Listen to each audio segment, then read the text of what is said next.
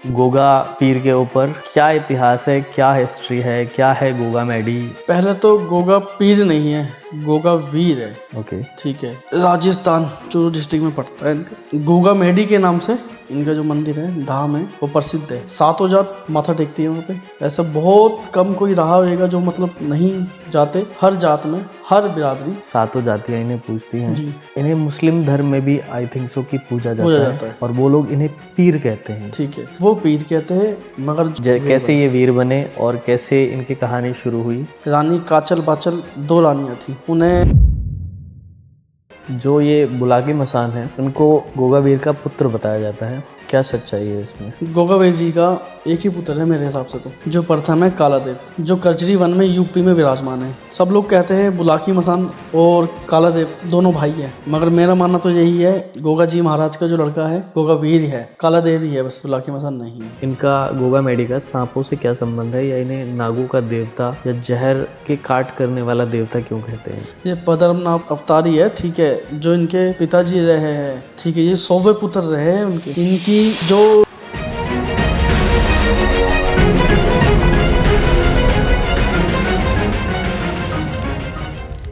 स्वागत है दोस्तों काल तंत्र यात्रा के एक और धमाकेदार एपिसोड में। और आज जिस टॉपिक पे हम डिस्कस करने वाले हैं वो है गोगा वीर, या फिर कुछ लोग उन्हें जाहर वीर गोगा जी भी कहते हैं।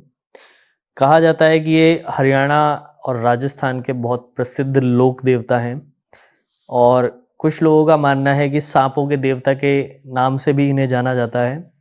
मुझे इनका संपूर्ण इतिहास जानना है और मेरे ऑडियंस भी यही चाहती थी कि इनका एक सही संपूर्ण इतिहास बताया जाए। और इसके लिए आज हमारे साथ हैं श्री माँ दरबार से चिराग गुरु जी। सर कैसे हैं आप? बढ़िया जी, बढ़िया। सर आप बताइए। पिछले 2 पॉडकास्ट हुए आपके साथ जी में, जी एक दक्षिण काली के ऊपर, दूसरा जी मनक वीर पवन जी के ऊपर। जी। ऑडियंस ने बहुत सारा भर भर के प्यार दिया और अच्छी बात आज है। मेरी जो इच्छा है वो गोगा पीर के ऊपर, या आप गोगा जाहर वीर कह सकते हैं उन्हें। जी जी। क्या इतिहास है, क्या हिस्ट्री है, क्या है गोगा मैडी, बहुत सारे लोग जानना चाहते हैं। पहले तो गोगा पीर नहीं है, गोगा वीर है। ओके। ठीक है, गोगा वीर जी बोलते हैं, गोगा वीर है। राजस्थान चूरू डिस्ट्रिक्ट में पड़ता है इनका। जी। ठीक है, गोगा मेडी के नाम से इनका जो मंदिर है, धाम है, वो प्रसिद्ध है। ठीक है, सातों जात माथा टेकती है वहाँ पे। ऐसा बहुत कम कोई रहा होगा जो मतलब नहीं जाते। गोगा जी हर जात में, हर बिरादरी। और वहाँ पे मेरे हिसाब से जो मेला चलता है उस समय कई लाख तो नहीं कहूँगा मैं, करोड़ कह सकता हूँ, इतनी पब्लिक होती है। मेरा खुद का देखा हुआ है। ठीक है, 4-5 किलोमीटर 7 किलोमीटर लंबी लाइनें लगती है। ठीक है, गोरख टीले की, गोगा मेडी की। ठीक है सर मैं आपको सॉरी इंटरप्ट कर रहा हूँ। जी आपने कहा कि सातों जातियां इन्हें पूजती हैं। जी, इन्हें मुस्लिम धर्म में भी आई थिंक सो की पूजा हो जाता है जाता है। और वो लोग इन्हें पीर कहते हैं। ठीक है, वो पीर कहते हैं। ठीक है, मगर जो है वो वीर है।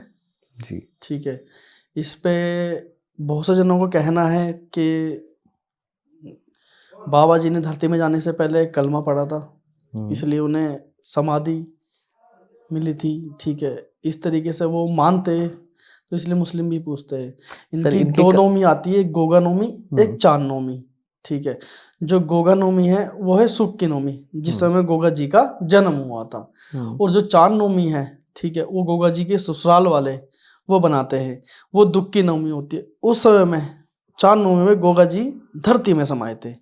इनकी 2 नौमी आती है, पहले गोगा नौमी जो अष्टमी के अगले दिन आती है, और चांद नौमी उसके बाद आती है। सर मैं इनका बचपन से इतिहास जानना चाहता हूँ। कैसे इन्हें एक पीर बने, या कैसे वीर बने? हाँ, पीर नहीं है, कैसे ये वीर बने और कैसे इनकी कहानी शुरू हुई, क्या इतिहास है इनका? पूरा इतिहास तो अभी आप इतने समय में नहीं, मतलब ना मैं बता पाऊंगा और ना सही से समझ पाएंगे लोग बात। ठीक है, थोड़ा सा बीच में से स्टार्ट करते। ठीक है, रानी काचल बाचल 2 रानियां थी। ठीक है, उन्हें पिछले 7 जन्मों से बांझ बताया गया था। ठीक है, उन्होंने हवन वगैरह उस समय में कराया। मतलब राजा जी जो थे वहाँ के, ठीक है, उन्होंने पूरा हवन वगैरह कराया, तो जब उन्हें पता लगा ये 7 जन्म से बांझ है और इनके आने वाले समय में कोई संतान नहीं होगी, तो जो राजपाट था वो वहां पे रुक गया था एक तरीके से, क्योंकि पुत्र ही नहीं है, संतान ही नहीं होगी। तो वहां पे उस समय में जो साधु संत मौजूद थे, ठीक है, उन्होंने उनमें से एक ने बोला, अगर आप दोनों काचल बाचल में से आप दोनों अगर गोरखनाथ जी की सेवा भाव करते हो तो कुछ हो सकता है, एक वही है जो आपको पुत्र वरदान दे सकते हैं। तो दोनों बहनों ने स्टार्ट की, काचल बाचल ने, रानी ने सेवा। उनमें से जो बड़ी है काचल, उन्होंने सेवा कुछ समय के बाद छोड़ दी, मगर बाचल कंटिन्यू करती रही। 12 साल बाद, ठीक है, इसमें एक कहावत भी है, 12 साल बाद तो कोठरी की भी भाग जागते हैं, ठीक है। 12 साल बाद गोरखनाथ जी अपनी तपस्या में बैठे हुए थे, ठीक है, जहाँ तक हमने सुना है वहाँ तक आपको बताया था, शॉर्ट में, मतलब बीच में से कहानी है ये। उस समय गोरखनाथ जी का आसन हिलने लगा था, जिस जगह बैठे हुए थे वो गोरखपुर की है ये, उस समय में गोरखनाथ जी गोरखपुर में विराजमान थे। जब उनका आसन हिलने लगा तो उन्होंने बोला, सुरतीनाथ जो उनके प्रिय शिष्य है, सुरतीनाथ से बोला, सुरतीनाथ सुरती लगा के बताओ ये आसन क्यों हिल रहा है। जब सुरतीनाथ जी ने सुरती लगा के बताया, जब उन्होंने बताया था, ठीक है, बाचल रानी दरेवा गांव में, ठीक है, राजस्थान में बैठ के आपकी सेवा कर रही है, उसकी सेवा पूरी 12 बरस की होने को आई है, ठीक है, और उसे पुत्र वरदान चाहिए, उन्होंने पुत्र वरदान चाहिए, वो रानी है, ठीक है, और उन्हें 7 पीढ़ी से बांझ का श्राप है दोनों बहनों को। जब गोरखनाथ जी को पता लगा कि वहाँ चलना पड़ेगा, अब गोरखनाथ जी ने अपने चेलों से आदेश किया कि वहाँ चलना पड़ेगा। उनके चेले बोलने लगे उस समय में, गुरुदेव वहाँ पे ना पीने को पानी, ना सर छुपाने को जगह, ठीक है, जंगल, सांप, कीड़े, बिच्छू, इनके अलावा कुछ नहीं है, ठीक है। इस तरीके से बोला, गोरखनाथ जी ने बोला नहीं, चलना पड़ेगा। इसी चीज़ के ऊपर एक भजन भी बना हुआ है, यूट्यूब पे है वो, चलो रे चलो चलो झोले झंडे ठालो, इस तरीके से है वचन, यूट्यूब पे ही है, ठीक है, हमने भी कई बार सुना है। तो गोरखनाथ जी वहाँ से निकलते हैं चूरू डिस्ट्रिक्ट, इधर राजस्थान के लिए, दर्रवा गाँव के लिए, रानी को वरदान देने के लिए। जिस समय में निकलते हैं वहाँ बीच में गंगा पड़ती है, ठीक है। तो गुरु गोरखनाथ जी कहते हैं अपने शिष्यों से कि सब नहा धो लो, फिर आगे की तरफ बढ़ते हैं। 1400 चेले हुए गुरु गोरखनाथ जी के। तो जिस समय वो गंगा माई में जब नहाने के लिए चले, आपने एक चीज़ नोटिस की होगी, आज के टाइम में गंगा माई में जो भी नहाता है, हर हर गंगा गंगा माई का नाम लेके घुसता, एंट्री करने से पहले 3 बारी प्रणाम जल चढ़ाना, इस तरीके से। जो उस समय में हुआ तो उन्होंने इस तरीके से कुछ नहीं, गोरखनाथ जी के पैर छुए और सीधा गंगा में, और सबके मुख से एक ही बात, जय गोरख शिव गोरख, जय गोरख शिव गोरख। उस समय में गंगा माई क्रोधित हो गई कि मुझ में नहा रहे हैं, ठीक है, जल ग्रहण कर रहे हैं, सारी चीज कर रहे हैं, और गुणगान गोरख, ठीक है। उस समय में नहा के निकले, ठीक है, जो उन्हें भोजन पान करना था वो किया, उन्हें गंगा पार करनी थी। जब गंगा पार करने की समय आया तो गंगा उस समय मतलब कि क्रोधित हो चुकी थी, तो उन्होंने अपना बहाव और तेज कर दिया। गोरखनाथ जी ने वहां बैठ के उनसे प्रार्थना की, गंगे माँ कि हमें पार करना है और हमें जाना है इधर चूरू डिस्ट्रिक्ट में राजस्थान, तो आप अपना थोड़ा सा हमें मार्गदर्शन करो और हमें राह दो। तो गंगा माँ प्रकट होकर बोलती है कि मैं तुम्हें राह नहीं दूंगी, ठीक है, अगर तुम्हें राह चाहिए तो अपने 2 चेलों की मुझे बलि दो। ये वर्ड वहाँ पर समय में गंगा माँ ने, ठीक है। जब गुरु गोरखनाथ जी ने बोला कि मेरे सारे चेले मेरे लिए प्रिय है और एक से बढ़कर एक है, ठीक है, मेरे सारे चेले मेरे लिए प्रिय है और सारे चेले मेरे एक से बढ़कर एक है, तो मैं ऐसे कैसे दे दूं 2 चेलों की बलि। तो गंगा माँ ने बोला अगर रास्ता चाहिए तो 2 चेलों की बलि देनी ही पड़ेगी, ठीक है। गोरखनाथ जी बहुत क्रोधित भी है और बहुत शांत भी है, ठीक है। उनके वहाँ पे बातचीत करी, जो भी मतलब समय में रहा, तो गोरखनाथ जी को जब गुस्सा आया, ठीक है, बताते गोरखनाथ जी ने गंगा माई को अपने कमंडल में भर लिया था, पूरा अपने कमंडल में भर लिया, समाहित कर लिया, ठीक है। जब गंगा माँ ने बोला, क्या नाम है, कि हे गुरु गोरखनाथ, ठीक है, जो मेरे जल में जो प्राणी है, ठीक है, वो सब मर रहे हैं, मरने की ताकत पे है, ठीक है, और तुमने मुझे इसमें कैद कर लिया है, ठीक है। गोरखनाथ जी ने उन्हें वहाँ पे रिहा करा, मतलब दोबारा से कमंडल से छोड़ दिया। जब जाते जाते उन्होंने 2 जौ के दाने दिए कि ये आगे तुम्हारे रास्ते में बहुत काम आएगी, ठीक है, ये तुम्हारे आगे रास्ते में बहुत काम आएगी, ठीक है, और जो भी तुम इससे बोल के दोगे वो कार्य इससे होगा, और 2 पुत्रों के वरदान मिलेगा इससे, जिस आप अपने कार्य के लिए जा रहे हो।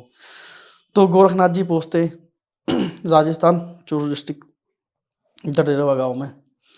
वहाँ पहुँचने के बाद जब जिस समय में गोरखनाथ जी ने वहाँ पे कदम धरा ना, वहाँ पे बगीचा हुआ करता था, कुओं में पानी नहीं था, कोई जो बागीचा था वो पूरा सूख चुका था, लोरक का बाग बोलते, पूरा सूख चुका था, कुएं सूख चुके थे, वहाँ पे कोई चिड़िया की आवाज़ नहीं, कोई कुछ नहीं, पूरा एकदम वीराना पड़ा था। जिस समय में बताते हैं गोरखनाथ जी के वहाँ पे कदम पड़े थे ना उस बाग में, तो वो पूरा बाग हरा भरा हो गया था, ठीक है, चिड़ियाओं की आवाज़ आने लगी थी, कुओं में पानी आ गया था। जब जाके गोरखनाथ जी वहाँ पहुंचे, जब उन्होंने कदम रखा तो ऐसा हो गया था, जब गांव में बात फैली कि वो सूखा बाग हरा हो गया और कुआं में पानी हो गया, और दोबारा से की चिड़िया कोयलों की आवाज आने लगी। बादचल को पता लग चुका था इतने में ही कि गुरु गोरखनाथ जी आ चुके हैं। वहाँ बहुत टीले थे, ठीक है, सब में ऊंचा टीले पे गुरु गोरखनाथ जी विराजमान थे। 56 भोग लेके बादचल, रानी बादचल पहुंचती है, ठीक है। पहुंचने के बाद जब वहाँ पर उनके जो शिष्य बैठे थे उनसे पूछते गुरु गोरखनाथ, तो वो बोलते वो जो ऊंचा टीला है वो हमारे स्वयं गुरु गोरखनाथ जी का है। जब ध्यान में बैठे हुए थे, ठीक है, जिस समय में रानी बादचल पहुंचती वहाँ पे, और पहुंच के वहाँ पर प्रणाम करती है कि तुम्हें क्या चाहिए, और तुम्हें मतलब इतने समय से मेरी तपस्या कर रहे हो, 12 साल पूरे होने को आए तुम्हें, ठीक है, और तुम्हें क्या चाहिए, मतलब किस लिए, कि वो अपना वहाँ पर दुखड़ा रोती है। किसी लेडीज़ के लिए बांझ होने से बड़ा कोई दुख नहीं है इससे बड़ा। पहले के समय में क्या हुआ करता था, जैसे कि जो बांझ है वो बांझ, मतलब वो सारे बांझों के साथ में रहा करते थे, विधवा लेडीज विधवा के साथ में, ठीक है, जो अनमेरिड है अनमेरिड के साथ में, इस तरीके से पूरा होता था।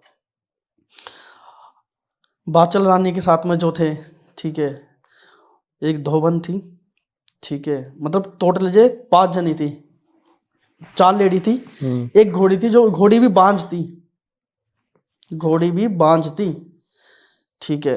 का बादचल ने जब सेवा करी, गुरु गोरखनाथ जी के पास पहुंची, जिस समय वहां पहुंची तो उन्होंने पुत्र का वरदान मांगा। जो गंगा माँ ने जौ के दाने दिए थे ना, वही 2 जौ के दाने 56 भोग लगवा के लेके गई गुरु गोरखनाथ जी के बादचल रानी, ठीक है। और अब उनसे बोला कि ऐसे ऐसे ये है, क्या नाम है, मुझे 2 पुत्रों का वरदान और मैं बांझू। गुरु गोरखनाथ जी ने बोला सांझ ने आना तुम, मतलब सामने आना, शाम को, ठीक है। शाम को 56 भोग तैयार कराए बादचल रानी ने, और लेके सीधा गोरखनाथ जी के सामने प्रस्तुत हो गई। गोरखनाथ जी के से बोला ये आपका भोग मैं लेके आई हूँ, ठीक है। गोरखनाथ जी ने 2 जौ के दाने जो गंगा माँ से उस समय में उन्हें मिले थे, तो वो निकाले और सीधे उसकी झोले में डाल दिए, ठीक है। तुझे एक नहीं 2 पुत्रों का वरदान मिलेगा, और उनका नाम अर्जन और सर्जन होएगा। 1 पुत्र नहीं 2 पुत्रों का वरदान देके जा रहा हूं मैं, और उनका नाम अर्जन और सर्जन होगा, सर्जन रखना है, और जा जग में तेरा नाम रोशन करेंगे ये दोनों पुत्र, ये बोल के वहां वरदान दिया। मगर इस कहानी में यहाँ पे ट्विस्ट हो गया, मतलब कि एक दोनों बहनें सेम शक्ल की थी, जुड़ुआ थी, ठीक है।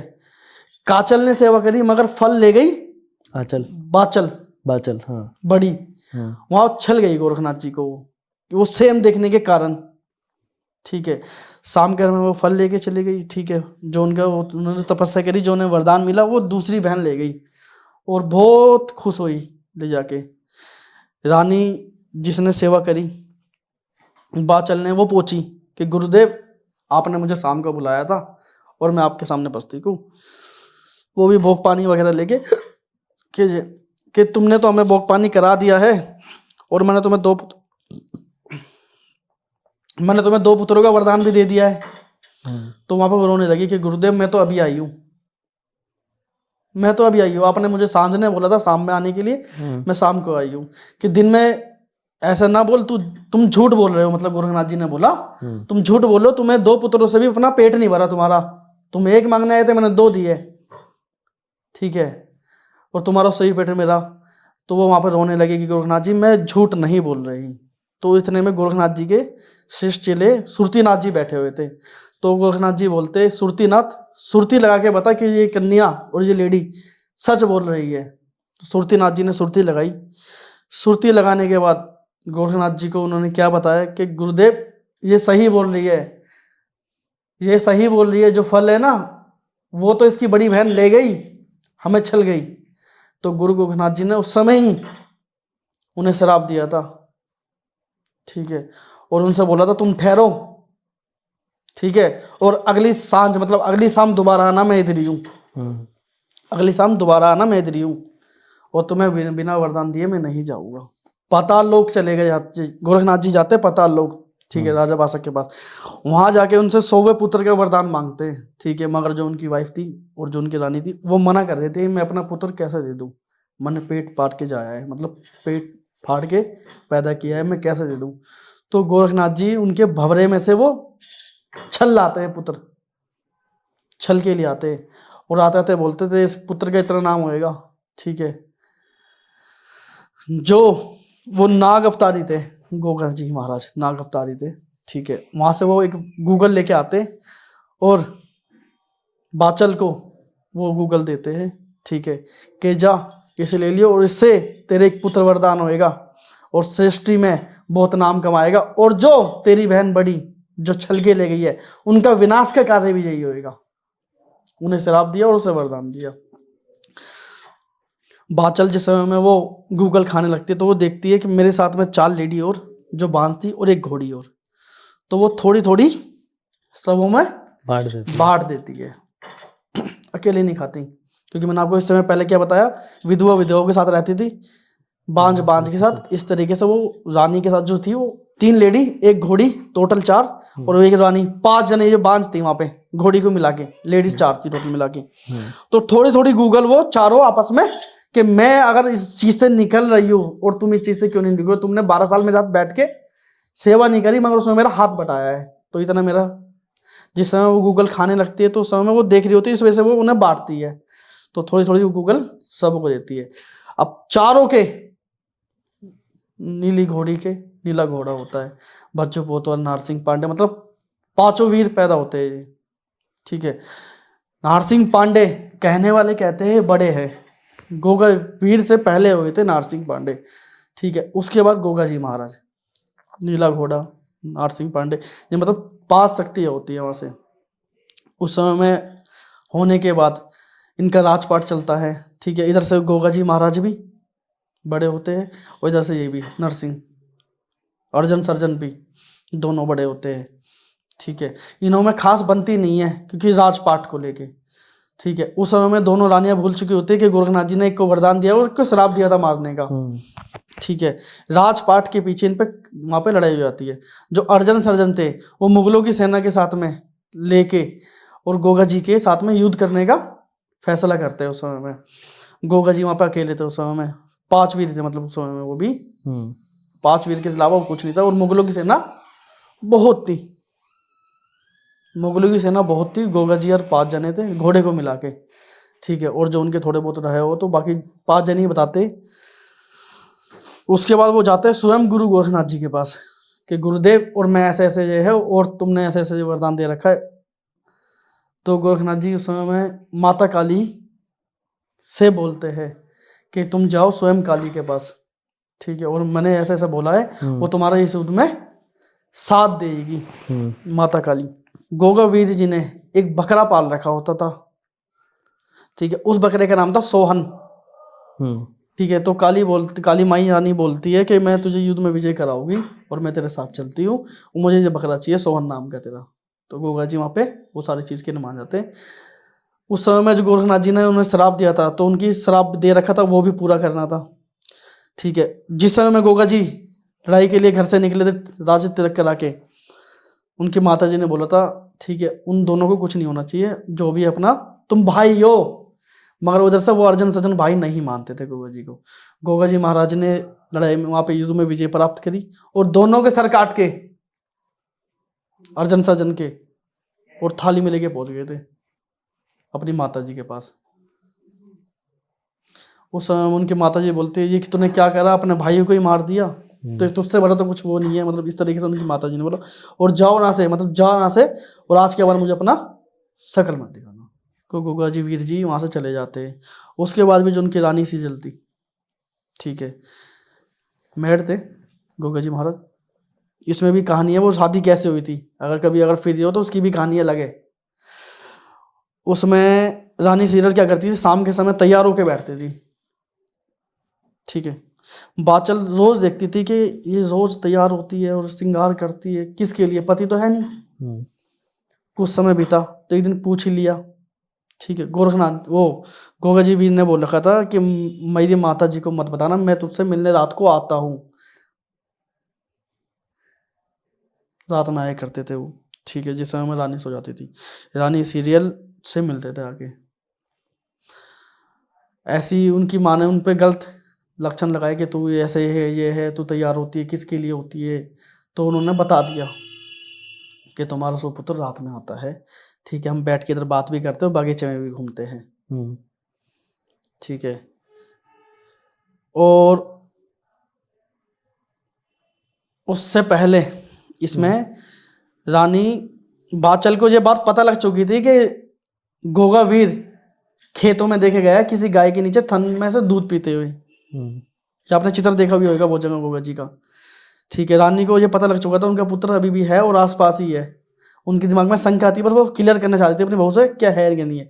और जैसे ही उन्होंने बोला, रानी सीरियल ने बोला कि काचल से कि रात को आप इस खिड़की के पास खड़े हो जाओ, देखो रात को आएगी तुम्हारे पुत्र, आप मुझ पर गलत लाश लगा रहे हो, देख लेना तुम्हारे पुत्र ही आएगा रात को। जब बस वो छुप के देखने लगी, और जैसे ही वो आए गोगा जी, वो जैसे उनसे बात करी तो उन्हें भय पता लग गया कि मेरी माता जी। और वो पीठ दिखा के उस समय में, क्योंकि उन्होंने बोला था अपनी शकल मत दिखाना, ठीक है, पहले के वचनों की और बात की बहुत वैल्यू हुआ करती थी। गोगा वीर जी तुरंत वहां से अपने घोड़े पे सवार हुए और चलने लगे। वो कहाँ जा रहे थे, वो जा रहे थे सीधा गुरु गोरखनाथ जी के पास, उनसे मिलने के लिए। उस समय जब भगे, उनके दिमाग में कुछ नहीं आया, मैं क्या करूं, मेरी माँ ने मेरा चेहरा देख लिया और मेरी माँ ने मुझसे बोला था कभी मुझे शकल मत दिखाइए, और मैं इस चीज में क्या करूं। तो सीधा गुरु गोरखनाथ जी की तरफ निकल लिए, चूरू डिस्ट्रिक्ट से, दिलरवे महल से, उनका महल आज भी है वहां पे। तो जब वो निकले तो उनकी माता जी बाचल उनके पीछे चली उन्हें पकड़ने के लिए, बुलाने के लिए, ठीक है। मगर उन्होंने उनसे बोला था अपनी शकल मत दिखाइयो। तो इस तरह वो घोड़े पे बैठ के अपने चलते चले गए। गोरखनाथ जी से पहुंचने से पहले ही जब उनकी माता रानी बाचल उन्हें पकड़ने वाली होती है, उस समय में जब देखा उन्होंने एक बारी मेरी माता जी मुझे मतलब आ गई है मेरे पास, तो उस समय में भागते भागते धरती में समा गए। अब दुनिया निशान पूछती है गोगा जी महाराज का, निशान पूछते, निशान समझते हो, छड़ी, ठीक है। जो उनका गोगा जी वीर का जो भाला है ना, जब धरती में समाने लगे तो उनकी माता जी ने वो पकड़ लिया था उनका, और वही निशान कहलाया, वो पकड़ लिया था, ठीक है। जब गोगा मेडी जिस जगह पे है वहीं पे धरती में समाये थे। पहला दीपक जलाने वाली बाचल माता का जलता है, बाचल माता ने जलाया था वहां पे गोगा, वो इसका जहार फिर गोगा जी का, उनकी माता ने जलाया था वहां पहला दीपक, ठीक है। 4 मुंडेरी बनी पड़ी है बाबा जी के, गुरु गोरखनाथ जी के आशीर्वाद से। मैं ऊपर तक जा रखा हूँ मेडी की छत पे, मेरे आईडी पे वीडियोस पड़ी है। बहुत कम शायद भगत रहे हैं जो ऊपर तक पहुंच पाए हैं गोगा मेडी के, अभी बनी है कुछ सालों पहले, ऊपर भी होके आ रखा हूँ मैं। मेरा 3 चौथा चक्कर हो गया है ऊपर का। अभी भी होली के बाद दोबारा एक प्लान है मेरा, किसी कारणवश वो डिले हो रहा है, नहीं तो दोबारा जाने का प्लान है। सर मेरा एक सवाल था, इनका गोगा मेडी का सांपों से क्या संबंध है, या इन्हें नागों का देवता या जहर के काट करने वाला देवता क्यों कहते हैं? ये पद्मनाभ अवतारी है, ठीक है, जो इनके पिताजी रहे हैं, ठीक है, ये 100वें पुत्र रहे हैं उनके, ठीक है। गुरु गोरखनाथ जी स्वयं जाके पता लोक से लेके आए थे, ठीक है, ये 100वें पुत्र रहे।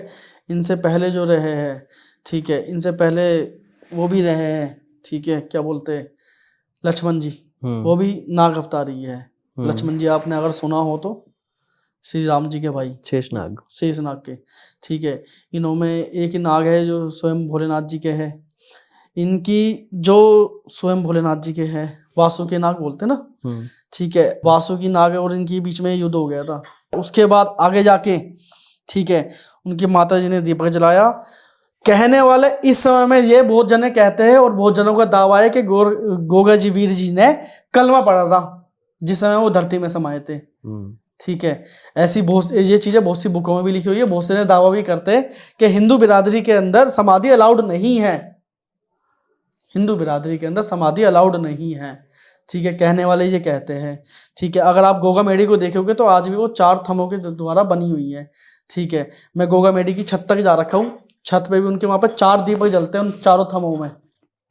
ये बात किसी को पता ही नहीं होगी क्योंकि ऊपर बहुत कम व्यक्ति पहुंच पाए हैं। ठीक है, उनकी माता जी की वहां पे समाधि, ठीक है, बाचल की और रानी सीरियल की बाहर ही बनी हुई है, एक पेड़ के सहारे में। ठीक, और नीला घोड़ा, बज्जू पोतवाल, इनकी भी आसपास वहां बनी हुई है। वहां से कुछ ही दूरी पे गोरख टीला विराजमान है, वहां तक झारवीर गोगा जी पहुंच ही नहीं पाए थे। और वहीं पे गोरख गंगा विराजमान है भक्तों के लिए। ठीक है, सब दुनिया जाती है सब दुनिया जाती है गंगा नहाने, मगर भक्तों के जो बनी हुई है वो बनी हुई है गोरख गंगा। हर एक भगत को, मेरा मानना यह है, जैसे मेरे गुरु महाराज ने सिखाया, हर एक भगत को साल में एक बार गोरख गंगा नहानी जरूरी है। साल में एक बार गोरख गंगा नहानी जरूरी है। ठीक है, भक्तों के लिए गोरख गंगा बनी है नहाने के लिए, जो राजस्थान बागड़ में है गोरख गंगा। ठीक है, उसका भी जल कभी खत्म नहीं होता, उसका भी जल कभी खत्म नहीं होता। सर एक और सवाल है मेरा जी, जो ये बुलाकी मसान है जी, इनको गोगावीर का पुत्र बताया जाता है जी, क्या सच्चाई है इसमें? गोगावीर जी का एक ही पुत्र है मेरे हिसाब से तो। ठीक है, जो प्रथम है कालादेव, जो कजरी वन में यूपी में विराजमान है। कजरी वन के अंदर खादराबाद की कालका माता का जो मंदिर है, जस्ट उसके थोड़ा सा आगे जाके ही है कजरी वन। सब लोग कहते हैं बुलाकी मसान और कालादेव दोनों भाई हैं। ठीक है, मगर मेरा मानना तो यही है, गोगा जी महाराज का जो लड़का है वो गोगावीर है, कालादेव ही है बस, बुलाकी मसान नहीं है। सर अगर इन साधना सिद्धि की बात करें सो कौन से साधक हैं जो गोगावीर को सिद्धियों में यूज करते हैं? देसी भक्ताई में काफ़ी होता है। ठीक है, सिद्धि पर्पस नहीं कह सकते इसमें, मतलब कि बहुत बड़ी शक्ति है। ठीक है, मेरा मानना तो ये भी है।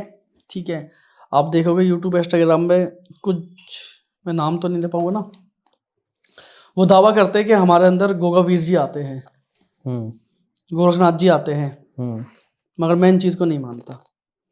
गोगा जी महाराज बहुत बड़ी शक्ति है, वो किसी के शरीर में प्रवेश नहीं कर सकते। सर कुछ लोक कथाएं हैं जिनमें कहा जाता है गोगावीर ने गुरु गोरखनाथ के साथ में शमशान में सिद्धियां करी हैं। किसने? गोगावीर ने शमशान में साधनाएं करी हैं, शमशान में मंत्र अनुष्ठान किए हैं। वहीं से इन्हें अदृश्य शक्तियां मिली जिससे ये जमीन के नीचे से भी लोगों की रक्षा कर सकें। सो क्या सच्चाई है इस कहानी में? गोगा जी महाराज जी, ठीक है, गोगा जी महाराज एक बहुत बड़े देवता है। ठीक है, और इनके प्रसाद में कड़ी चावल, मिठाइयाँ, लड्डू, ठीक है, और पूड़ी, मतलब जो सारा सात्विक ही है। ठीक है, करने वाले गोगा जी का बकरा करते हैं, गोगावीर जी का बहुत जने करते हैं। ठीक है, मगर वो बकरा गोगावीर जी का नहीं लगता, वो कोई और ही ले जाता है। ठीक है, गोगा जी सात्विक ही देवता है, सात्विक ही है वो। ठीक है, और आप सिद्धि के लिए कह रहे हो, और शमशान में मेरा मानना तो नहीं है गोगा जी ने कोई सिद्धि करी होगी, क्या कुछ शमशान में करोगे, वो तो स्वयं शुद्ध पुरुष है, गोरखनाथ जी का अवतार ही है, गोरखनाथ जी के वरदान से ही तो हुए है। उनमें तो उन्हें किसी चीज की कमी थोड़ी ना है, उनमें तो स्वयं शक्ति इतनी है। सर देखो, एक चीज कही जाती है कि लोक कथाओं में अलग अलग लोगों की कथाएं होती हैं, और लोक कथाओं में जितने भी देवता रहे हैं ये या तो सिद्ध होने के बाद में, या इनकी आत्माएं इनके मरणोपरांत जो हैं वो एक एंटिटी में कन्वर्ट हुई हैं जिनकी पूजा होती है। चाहे आप किसी भी एंटिटी को ले लो, चाहे आप बावरियों को ले लो, चाहे आप बुलाकी मसान को ले लो, चाहे किसी को भी ले लो, और इन्हीं वजह से इनका किसी ग्रंथों में इनका जिक्र नहीं है, सिर्फ लोक कथाओं में इनका जिक्र है, क्योंकि ये एक एंटिटी के रूप में पूजे जाते हैं। अब इस एंटिटी को आप पॉजिटिव एंटिटी कह लो, नहीं कह सकते, ठीक है, आप इन्हें एंटिटी की नहीं कह सकते भाई साहब, ठीक है। मैं आपको बता दूं, ये स्वयं जैसे हनुमान जी हमारे हैं, ऐसे ये भी हमारे हैं, आज भी अपने भक्तों के लिए ये। सर हनुमान जी और इनमें बहुत फर्क है। हनुमान जी को स्वयं अमृतत्व का वरदान मिला हुआ है कलयुग के अंत तक। जो अमर है वो भगवान है, जो एक साधना के रूप में पूजा जाता है। मैं आपको एक छोटी सी कहानी बताता हूँ।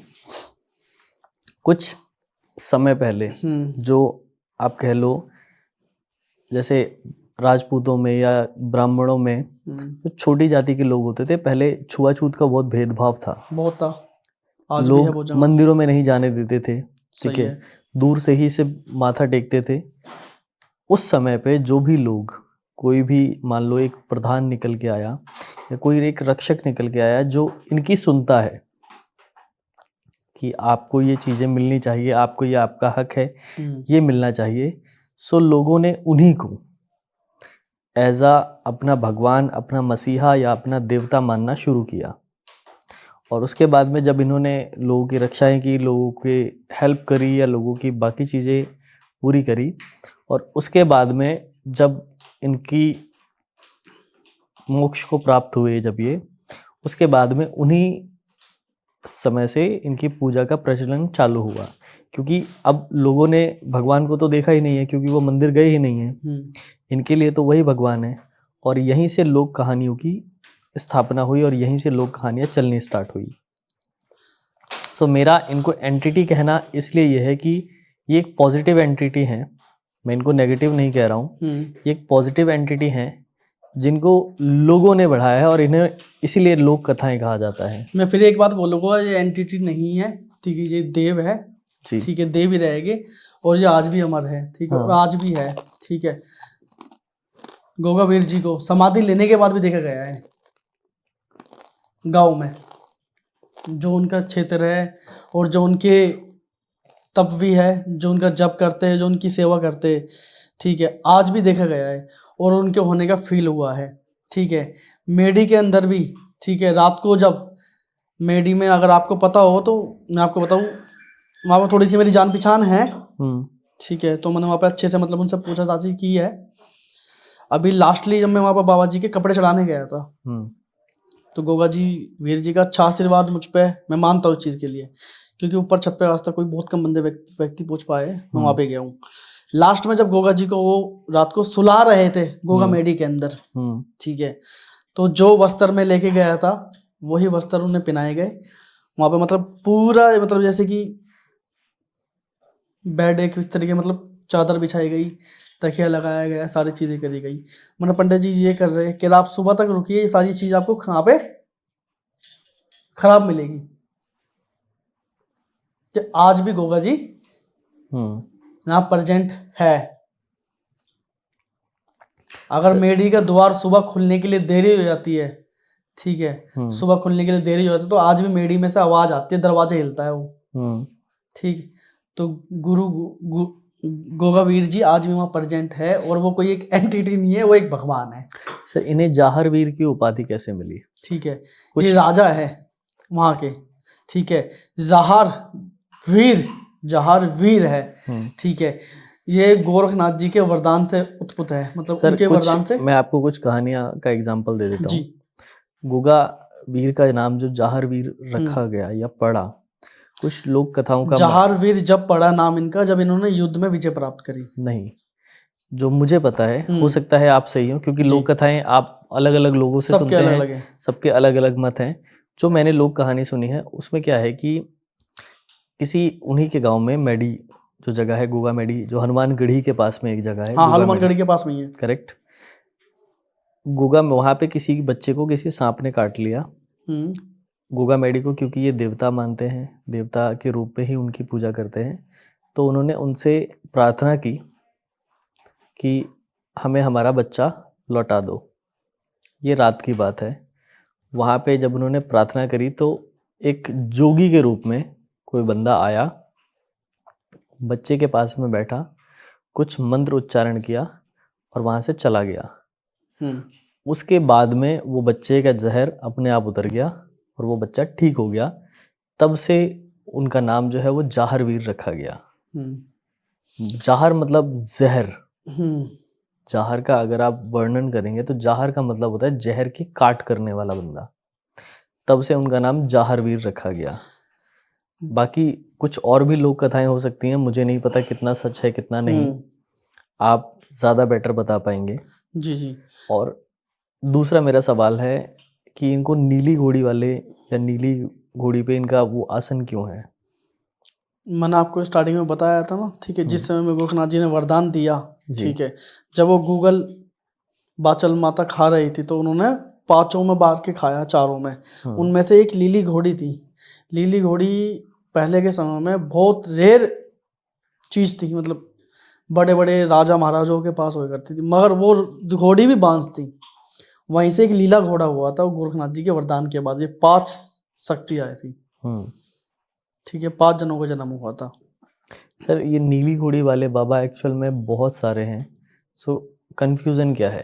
जो वहाँ पे गोगा मेडी में हैं वो अलग हैं, जो चांदनी मैंने चौक आपको में बताया हैं ना वो अभी, अलग हैं। ठीक है, आप समझ नहीं पाए मेरी बात शायद। जी। लीली घोड़ी बहुत रेयर मिलती थी पहले के जमाने में, जो बड़े बड़े रईस मतलब कि राजा उन्हों के पास होए करती थी ये। अब जो लीली घोड़ी, ठीक है, जो चूरू डिस्ट्रिक्ट में महल में थी, वो किसी कारणवश बांझ थी, उनके कोई संतान नहीं हो पाई। उनके गोरखनाथ जी के आशीर्वाद से उनके लीला घोड़ा हुआ, तो ये लीला घोड़ा जाहरवीर गोगा जी के साथ चलता है। और लीली घोड़ी वाले और भी भगवान हैं। ये घोड़ियाँ पहले के समय में रेयर मिलती थी, मतलब ऐसे नहीं है नहीं मिलती थी, तो जितने पुराने राजा महाराजा रहे पुराने समय में उनके पास होती थी। ऐसे और भी देवी देवता है, आपने सही बोला, नीली घोड़ी वाले, घोड़े वाले, ठीक है। बाबा जी है, मोहन राम बाबा जी, उनके पास भी, ठीक है। और आप इधर जाइए, क्या बोलते हैं, वैष्णो देवी से आगे, अमरनाथ नहीं, वैष्णो देवी से 70 किलोमीटर आगे पड़ता है, चिनाल नदी पार करने के बाद हनुमान जी का मंदिर, उसके बाद शिवकोड़ी। शिवकोड़ी पहुंचने से पहले ही आपको एक ब्रिज क्रॉस करना होता है। शिवकोड़ी पहुंचने से पहले एक नहर टाइम में लगा लो, नदी लगा लो, चिनाल नदी पार करिए, उस ब्रिज क्रॉस करोगे तो वहीं पे एक बाबा विराजमान है, जो वो भी नीली घोड़ी पे है। वहां पर गया तो मैंने उनसे पूछा, वहां पर उनकी फोटोज मार्केट में मिल रही थी, नाम कुछ और लिखा हुआ था, नाम बाबा मोहन राम था ना, जाहरवीर गोगा जी था, कुछ और नाम था। मैंने वहां पर पूछा उनसे, थोड़ी सी करी अपनी जो मुझसे इच्छा थी कि ऐसा क्यों, तो उन्होंने बोला यहाँ के ये राजा थे और ये लीली घोड़ी पे घूमे करते थे। यहाँ के ये राजा थे, इनके पास लीली घोड़ी थी, उस पर घूमते थे, इनकी आज इधर मूर्त बना रखी है, वो ब्रिज पार करने से पहले ही। तो नीली घोड़ी उस समय में ये रोए करती थी, ठीक है। और साफ पहले अगर आप देखा जाए तो सुनने में तो ऐसे भी आता, उड़ने वाले भी घोड़े हुए करते थे अगर ऐसा आप सोचोगे तो, ठीक है। ये जो नीला घोड़ा है, मैंने आपको बता दिया, ये रेयर होते थे, मतलब होते थे सबके पास। इनके जो प्रसाद है, कड़ी चावल या जो भी और भी प्रसाद हैं, कड़ी चावल है, चूरमे के लड्डू है, ठीक है, मलिदा है, रोटी को भिगो के, ब्रेड में रोटी को भिगो के, ठीक है, और दूध में छोड़ देते हैं। जो इनका सेवादार रहेगा, जब जिस समय में जाहरवीर गोगा जी की कोई सेवा कर रहा है तो उस समय में वो फल और वो मलिदा ही खाएगा, दूध में रोटी भीगी हुई, जब तक उनकी सेवा चलेगी। गोगा जी की से मलिदा बोलते हैं, ठीक है। यही एक चीज, और दूसरा फल ही खा सकता है वो, जब तक गोरखनाथ जी के। मैंने देखा है बहुत सारे लोग इनकी साधना में या इनकी पूजा में तामसिक भोजन का भी प्रयोग करते हैं। मैंने आपको बताया ना अभी जी, ये सात्विक देवता है, गोगा जी। मगर इनका बकरा इनके नाम से चढ़ता है, मगर वो दूसरी देवी ले जाती है। स्वयं वो बकरा माता काली को जा रहा होता है। ठीक है, गोगा जी के पास जो सोहन नाम का बकरा था, आप यूट्यूब पर डालिए गोगा जी की कथा में, उसमें भजन भी बना हुआ है पूरा सोहन के ऊपर। ठीक है, काली माता ने वो मांग लिया था वहां से वो बकरा, जब युद्ध में विजय कराने की बात कर रही थी कि मैं तुझे युद्ध में जितवा दूंगी और मैं तेरे साथ चल के सारी चीजें करा दूंगी, मुझे तो सोहन नाम का जो बकरा पाल रखा है वो बकरा चाहिए। गोगा जी के हाथों का पाला हुआ बकरा है वो। तो गोगा जी सात्विक ही है, तामसिक देवता नहीं है। इनका नाम लेके चढ़ाया जाता है, मगर वो किसी और को आगे दे देते हैं। 5 बावरियों से इनका किस तरीके से कनेक्शन है? 5 बावरियों को, जो गोगा मेडी पे 2 ही बावरी है। ठीक है, केसर बावरी और सबल सिंह बावरी। ठीक है, और ये 5 बावरी इनका बहुत अच्छा मिलनसार है। ठीक है, शुरू से साथ ही रहे हैं। ठीक है, केसर बावरी इन्होंने भैरव की सिद्धि कर रखी है, और सबल सिंह बावरी ने कर रखी है माता काली की। ठीक है, जिस समय वहां पे इन्हें जगह मिली थी। ठीक है, माता सामकोर मनमोहिनी है। ठीक है, गोगा वीर जी, किसी भी राजा से मिलना इतना आसान नहीं होता, मैं आपको बता दूं, प्रजा के लिए। तो जिस समय गोगा मेडी चूरू डिस्ट्रिक्ट में ये पहुंचे वहां पे, ठीक है, दर्रेवा गांव में, वहां पे पता लगा कि वहां पे गोगा जी महाराज है नहीं, वो मेडी में है। तो बावरी साहब वहां से सीधा मेडी पहुंचे। मेडी में गोगा जी महाराज से मिलने की इन्होंने काफ़ी चीज़ें करी, काफ़ी गिनती करी कि उनसे हमें मिला दीजिए। हम स्वयं माता काली से मिलके 56 कलवे, वो 64 जुगनी लेके आ चुके हैं, और 56 कलवों के लिए गोगा जी वीर के पास हमें आए हैं और हमें ये चाहिए, मगर वहाँ पे उन्हें मिलवाया नहीं गया। जब बावरी साहब ने अपने चतुर नीति से, अपने दिमाग से सोच के कुछ एक प्लान किया, मतलब सोचा, विचार किया कैसे मिला जाए गोगा जी से, क्योंकि राजा एकदम से कोई आदमी नहीं मिल सकता। ठीक है, तो उन्होंने वहाँ पे जो कलश लगा हुआ है उसकी तरफ वो बढ़े, उनके पहरेदारों के सामने, कि भाई तुम ये क्या कर रहे हो, कि हम इसे उतारने का सोच रहे हैं। उतारा नहीं था, उतारने का सोच रहे हो। तो उन्होंने उन्हें वहां पकड़ लिया, उन्हें बिठा लिया, और कुछ समय के बाद जहारपीर गोगा जी उनके स्वयं सामने आ गए। फिर उन्होंने अपनी सारा पछतावा बताया, हमने आपसे मिलने के लिए ये सारी चीजें करी, हम कोई वैसे नहीं है। ठीक है, हम आपसे मिलना चाह रहे थे, आपसे भेंट करना, हम माता काली से सारी चीजें करके आए हैं। और इस तरह, मगर गोगा जी महाराज ने फिर भी उन्हें वहां पर दंडित किया था, बताते हैं, चाबुक से। ठीक है, दंडित करने के बाद माता सामकोर वहां विराजमान थी बागड़ में, राजस्थान में, मेडी के बाहर। जब उन्हें पता लगा था तो उनकी वजह से, माता सामकोर की वजह से गोगा जी को वहां पे स्थान मिला, कलवे मिले। ठीक है, ये सारी चीजें। माता सामकोर जाके, पहले के जमाने में किसी की चौखट में बैठ के रोना, सर पे हाथ रख के अशुभ माना जाता था, और आज भी माना जाता है। शाम के समय अगर कोई चौखट में बैठता है तो अशुभ कहला जाता है, और रोना उससे भी बड़ा अशुभ है। तो माता सामकोर ने यही करा था। ठीक है, गोगा वीर जी की चौखट में बैठ के रोने लगी थी। ठीक है, उनके पहरेदारों ने पूछा तू कौन है और कहाँ से आई और क्यों रो रही है हमारे राजा के चौखट पे बैठ के, कि मेरे मुकद्दर में तो रोना लिखा है और मैं इसलिए रो रही हूँ यहाँ पे बैठ के, कि मेरे राजा है, तुझे क्या चाहिए, धन चाहिए, धरती चाहिए, क्या चाहिए, मेरे राजा तुझे सब दे सकते हैं, कि तुम्हारे राजा के बस की नहीं है मेरी समस्या का समाधान कर सके। तो 3 दिन हो गए थे, 3 दिनों बाद जब गोगा जी के कानों तक आवाज पहुंची माता सामकोर की रोने की, तो उस समय में पहरेदारों को बुलाया कि पहरेदार ये कौन रोने की आवाज मैं सुन रहा हूँ 2-3 दिन से। तो उन्होंने बताया कोई लेडी है और ऐसे रोज आके शाम के समय बैठ जाती है, माथे पे हाथ रख के रोती है चौकड़े बैठ के, बुला के लाओ उसे। गोगा जी के सामने जब माता सामकोर पहुंची कि तुम कौन हो, कहाँ से आए और क्या चाहिए, और ऐसे क्यों रो रहे हो, और किस चीज को लेके परेशान हो, मैं उस चीज का समाधान करता हूँ, मैं यहाँ का राजा हूँ, मैं यहाँ का राजा हूँ और मैं तुम्हारी समस्या का समाधान। तो माता सामकोर बोलती है कि भाई गोगा जी महाराज तुम्हारे बस की नहीं है मेरे समस्या, मेरे मुकद्दर में रोना लिखा है और मैं अपने मुकद्दर को लेके ना बैठ के रो रही हूँ कि मैं राजा हूँ यहाँ का। ठीक है, धन चाहिए, धरती चाहिए, क्या चाहिए, तू रोना बंद कर। माता सामकोर फिर भी उस समय भी कंटिन्यू रो रही थी कि मैं अपना राजपाट तेरे हवाले कर दूंगा, रोना तो बंद कर, क्या है। माता सामकोर मोहिनी है। ठीक है, सामने वाले को मोह लेती है बहुत जल्दी। ठीक है, उस समय में गोगा जी ने बोला तुझे क्या चाहिए, गोगा जी से बोला 3 वचन दे मुझे। गोगा जी ने बोला दिए तुझे 3 वचन, तेरे तीनों वचन पूरे करूंगा मैं। पहला वचन जो मेरे भाई कैद कर रखे उन्हें आजाद करो। दूसरे वचन में 56 कलवे दो।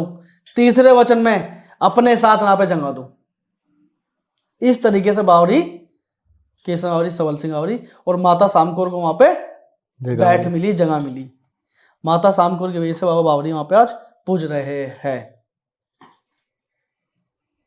इनकी छतरी का भी कोई जिक्र आता है कि इनकी छतरी उतार ली थी या ऐसा मैंने आपको बताया नहीं स्टोरी में, वो उतारने के लिए बड़े उनके सामने, उतारी नहीं थी। वो मिलने का, गोगा जी से मिलने का एक उनका उन्होंने माइंड सेट किया था। मतलब अगर हम इस तरीके से सबके सामने करेंगे तो हमें तुरंत पकड़ के और गोगा जी के आगे हाजिर कर दिया जाएगा। सर बट कुछ लोगों का कहना है कि इन्होंने छतरी उतार ली थी गोगा मेडी की, इसलिए इनको बंदी बनाया गया था। मेरा मानना यह है नहीं उतारी थी। ठीक है, वो जानबूझ के बाबा जी ने उस समय में सोच विचार करके कि भाई मैंने आपको बताया ना, राजा से मिलना इतना आसान नहीं है। ठीक है, उन्होंने जब अपने सारे प्रयास कर लिए, नहीं मिल पाए गोगा जी महाराज से, तो उन्होंने ये चीज अपनाई। उतारने के लिए बड़े तो उतारी नहीं थी। किसी राजा के मंदिर से छतर उतारना इतना आसान नहीं है। बहुत पहरेदार होते हैं, कोई नहीं उतार सकता एकदम से। वहां बताया गया है उतार लिए, मूवी में दिखाते उतार ली थी। ठीक है, उतार ली थी मगर नहीं उतारी थी। उनकी दिमाग से सिर्फ उन्हें मिलना था गोगा जी से, वेट करने के लिए सारी चीजें करी उन्होंने। सर एक आपके पिछले पॉडकास्ट पे एक कमेंट आया था कि देवगुमानी के बारे में बताओ, क्या है देवगुमानी? देवगुमानी जी, देवगुमानी एक बहुत प्रचंड देवता है जो वाल्मीकि समाज का है। वाल्मीकि समाज में अगर देखा जाए, ठीक है, पुराने समय में आप जाके देखिए, पहला जो सेवादार कह लो, भगत कह लो, पहला पुजारी कह लो, वाल्मीकि समाज में बाबा देवगुमानी रहे हैं। पहले शख्स। और कहने वाले ये भी कहते हैं इन्होंने पाप की जादू सीखी है। ठीक है, ढाके बंगाले से। आपको मैं बताता हूँ किस तरीके से मतलब सारी चीजें हुई। बाबा देवगुमानी वाल्मीकि समाज से बिलोंग करते थे। ठीक है, इनका गारव खेड़ा है। ठीक, ये सुअर पाले करते थे और बांसुरी बजाने का शौक था इनका। ठीक है, और नहर किनारे अपने सुअर सुबह चराने ले जाते थे और वहां बैठ के जिस समय वो चल रहे होते थे, तो वो वहां बैठ के एक पत्थर था वहां पे, मतलब उस पर बैठ के और वहां पर बांसुरी बजाया करते थे। पास में ही उस नहर को पार करके एक महल होता था। ठीक है, उस महल में एक कन्या थी जिसका नाम था शोभा ठुकराइन। उस समय में जाकर अगर देखा जाए, अब तो आज की बहुत सी पुरानी बातें। शोभा ठुकराइन जब वो बांसुरी की आवाज सुनती थी तो वो माता शोभा ठुकराइन उस बांसुरी की आवाज पे ही मोहित हो गई थी। ये कौन है कि दिन में बांसुरी बस, जिस समय उनके कानों में आवाज सुनाई आती थी तो अपने महल के चारों कोनों में जाके देखती थी वो कहाँ से आवाज आ रही है। उनकी बांसुरी की आवाज ना हवा की गति से चलती थी। जिस समय वो बांसुरी बजाते थे तो हवा की गति से चलती थी। कई बार इधर से सुनाई देती थी, वो पूरे महल में घूमती थी, कभी किसी बालकोनी में, कभी छत पे, पूरे महल में। उन्हें कुछ समय तो समझ ही नहीं आया कि ये बांसुरी की आवाज आ कहाँ से रही है। फिर कुछ समय के बाद उनके समझ में आया, जब उन्होंने देखा, कुछ जनों से पूछा कि बांसुरी की आवाज, तो नहर पार, ठीक है, बाबा देवगुमानी वहां एक विशाल पर्वत पे बैठ के बांसुरी बजाया करते थे जिस समय में उनके जानवर चल रहे होते थे वहां पे। तो उनका रोज का काम था यही, बांसुरी बजाना वहां पे बैठ के। मतलब उस समय में अपना दिनचर्या करना, अपना टाइम पास करना, अपना समय काटना, इस तरीके से उन्हें बांसुरी बजाने का शौक था बाबा देवगुमानी को। शोभा ठुकराइन रानी उन्हीं बांसुरी पे मोहित होने के बाद उनसे मिलने का ठान लेती है एक बारी। मगर कोई रानी कोई ऐसे एकदम से निकल के नहीं आ सकती। ठीक है, वो अपनी सहेलियों के साथ, अपने 2-4 जनों के साथ में वो नहर पार करके एक बार आ जाती है। अब जैसे ही वो देखती है वो बांसुरी बजा रहे हैं, उनसे बातचीत होती है, तो वो एक दूसरे को देखते चले जाते हैं। उनकी बांसुरी रुक जाती है और वो सिर्फ एक दूसरे को देखते चले जाते हैं। उस समय में एक दूसरे के ऊपर वो मोहित हो गए थे। वहां पे उन दोनों के मन में विचार शादी के लिए आ गया था। ठीक है, तो दिनचर्या की तरह चलता रहा अपना। फिर वो आते, फिर जी वो मिलने की कोशिश करते, 2-4 बार मिलना हुआ, सारी चीजें हुई। तो गाँव था ना, चौहान गोत्र से थी वो, ठीक है, जो महल था वहां से, चौहान गोत्र से थे वो। तो उस समय में हुआ क्या, जिस समय बांसुरी की आवाज सुनती थी तो वहां पे जो फर्स्ट टाइम जब शोभा ठकुराइन मिलने आई, देखने आई कि बांसुरी कौन बजा रहा है उतनी अच्छी, तो मोहित होने के बाद जो उनकी सहेलियां थी, जो बजाते थे, उन्होंने राजा को बता दिया कि ऐसे ऐसे ये है और कोई चराने वाला आता है और ऐसे ऐसे ये है। वहां पे उस समय में ऐसा हो गया, तो राजा को उस समय में शंका पैदा हो गई कि मेरी लड़की इस तरीके से गलत चीज में। तो इस समय पहले बहुत विचार करा जाता था इन चीजों पे। तो उस समय में उन्हें आदेश दिया राजा ने कि भाई तो आज के बाद तो इस नहर पार अपने जानवरों को लेके नहीं आएगा। वो नहीं आए। उसके बाद कुछ समय उन्होंने इधर करा कभी, मगर उनका मन नहीं माना। वो दोबारा आए वहीं पे और फिर बजानी स्टार्ट। ठीक है, उसके बाद बाबा देव गुमानी को राजा ने दंडित किया था, धमकाया लगा लो। ठीक है, मैं ये नहीं बोलूँगा वहाँ मारा गया पीटा, ऐसा कुछ नहीं है। ठीक है, ऐसा नहीं बोलूँगा। उन्हें दंडित किया, उन्हें समझाया गया, उन्हें धमकाया गया इस तरीके से कि तू यहाँ पे नहीं आएगा, तुझे हमने वार्निंग दी थी, तुझे मना किया था, तो यहाँ पे क्यों। उस समय बस वो एक ही चीज़ के लिए रुके हुए थे वहाँ पे कि एक बार शोभा ठकुराइन आए और उन्होंने देखे। फिर अगले दिन भी आ गए वहाँ पे वो। ठीक है, शोभा ठकुराइन से बात करी, सारी चीज़ करी, उन्होंने शादी के लिए प्रस्ताव रखा। ठीक है, वो दोनों एक दूसरे को लेके मान गए इस चीज़ के लिए। उसके बाद राजा को पता लगा, राजा ने दंडित करके उन्हें कुएं में डलवा दिया। वहाँ पे कुआं है, वहाँ पे एक कुआं है, तो बाबा देव गुमानी को उस कुएं में डलवा दिया दंडित करके। ठीक है, अब बाबा देव गुमानी उस समय बहुत गुस्से में थे कि क्या करे और क्या ना करे। ठीक है, तो उस कुएं से कैसे न कैसे करके आए। ठीक है, वो सीखे चीजें उन्होंने फैसला लिया कि मैं इनसे वैसे तो जीत नहीं सकता। ठीक है, तो मैं कुछ इस तरीके से करता हूँ जो मतलब हो जाए। तो वो ढाके बंगाली जाके वहां पे पहुंचे, वहां पे जादू सीखी उन्होंने। वहां से वो कोई कहता है 5, कोई कहता है 7, कोई किसी देवता का नाम लेता है, कोई किसी देवता का नाम लेता है। बाबा केशव बावरी, हावड़ा पवन, बुलाकी मसान, ठीक है, और मरकट की कालका, और एक देवी और है जो ये यूपी में बागपत में मंदिर है, उस देवी का नाम है सीकरी वाली देवी।